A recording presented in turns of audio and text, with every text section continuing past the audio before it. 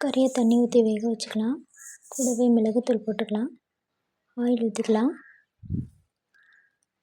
2 பட்டை 2 கிராம் ஒரு இலை சேர்த்துக்கலாம்.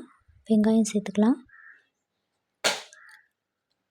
வெங்காயம் நல்லா வதங்கின பிறகு இஞ்சி பூண்டு பேஸ்ட்டு சேர்த்துக்கலாம். நல்லா வதக்கி விட்டுக்கலாம். தக்காளி சேர்த்துக்கலாம். மஞ்சத்தூள் சேர்த்துக்கலாம். தேவையான அளவு உப்பு சேர்த்துக்கலாம். நல்லா வதங்கின பிறகு மட்டன் மசாலா சேர்த்துக்கலாம்.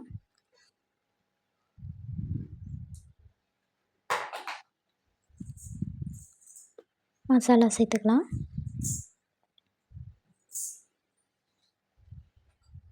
நல்லா வதக்கி விட்டுக்கலாம்.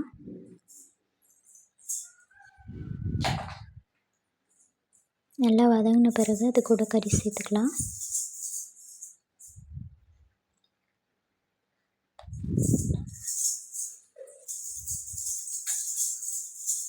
தேங்காய் பால் கொஞ்சம் சேர்த்துக்கலாம்.